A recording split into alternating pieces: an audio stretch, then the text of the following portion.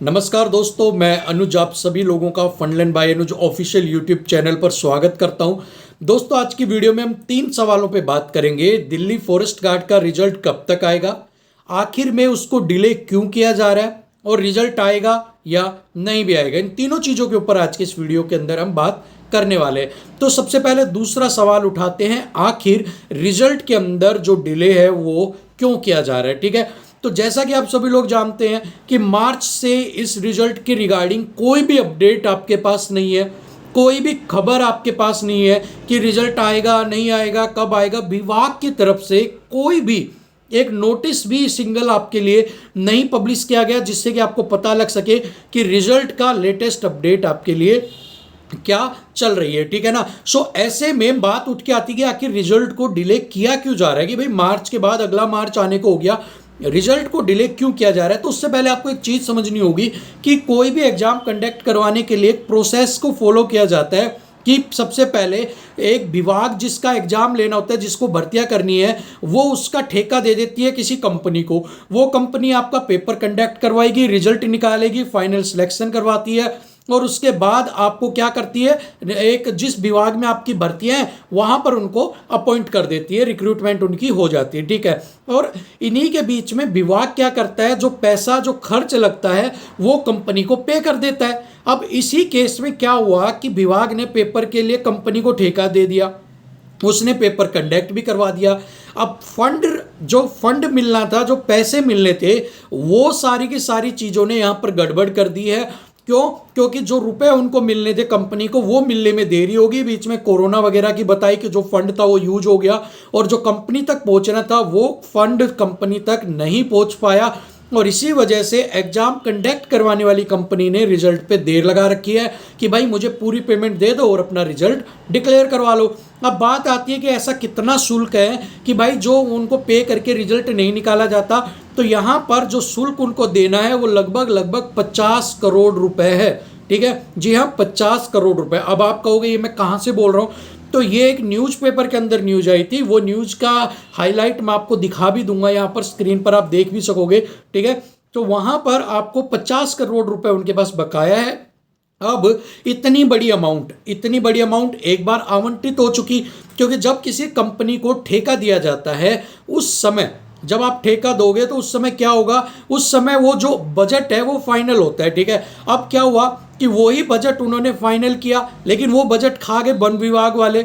अब दोबारा से उसके लिए बजट फाइनल किया जाएगा, और बजट फाइनल कौन करेगा? वित्त मंत्रालय। ठीक है, तो वित्त मंत्रालय जो आपका रिजल्ट को फाइनल करेगा, तो उसके लिए अब क्या करना होगा, सारा प्रोसेस फॉलो करना होगा, फाइल वहां पर भेजनी होगी। और अब अगर हम न्यूज की जो न्यूज आई थी उसकी माने, तो वित्त मंत्रालय के पास आपकी फाइल अटकी हुई है, वित्त मंत्रालय के पास आपकी फाइल है।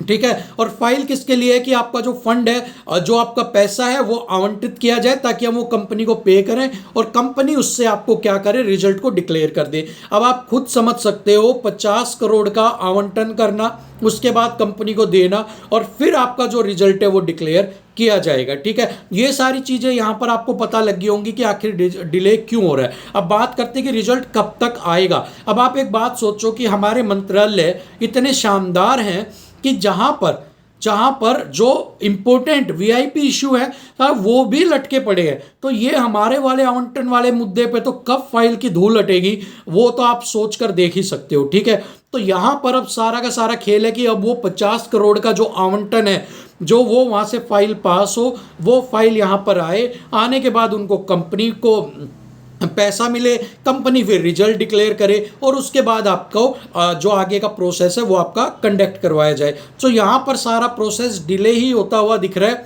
और अभी तक कोई भी आसार नहीं लग रहे जिस हिसाब से लग रहा है कि आपका जो रिजल्ट है वो हाल फिलहाल के दिनों में या कुछ महीनों में देखने को मिलेगा। इस प्रोसेस के अंदर लगभग आपको, मुझे लगता है ये साल पास हो जाएगी, और अगली साल में ही आपका अगर कोई इस तरह से बनता है कि वित्त मंत्रालय की तरफ से अगर वो फंड को पास कर दिया जाए, तो हो सकता है कि आपका जो रिजल्ट है वो डिक्लेयर कर दिया जाए। और कोई बड़ी बात नहीं है अगर वित्त मंत्रालय उस चीज को अगर रद्द कर देता है कि भाई आपका हम रद्द करते हैं, कि एक बार हम आवंटन कर चुके, दूसरी बार क्यों करें, तो हो सकता है भर्ती भी आपके आगे चल के कैंसिल हो सके, लेकिन जिस हिसाब से मुद्दा कोर्ट में गया था उस पहले के टाइम में, और उस समय में ये कहा गया था कि ये भर्तियां करो, उसके बाद ये न्यूज़पेपर में आ गया, तो हो सकता है कहीं ना कहीं सरकार इस पर संज्ञान ले, आपस में कंपनी की और जो विभाग है उनकी आपस में ट्यूनिंग बैठे, और ट्यूनिंग बैठने के बाद आपके रिजल्ट को तो डिक्लेयर करवाया जाए, अपने पर्सनल पैसे वाले इश्यू को साइड में रखकर। ठीक है, सो उम्मीद करते हैं कि आपका रिजल्ट आपको देखने को तो मिलेगा,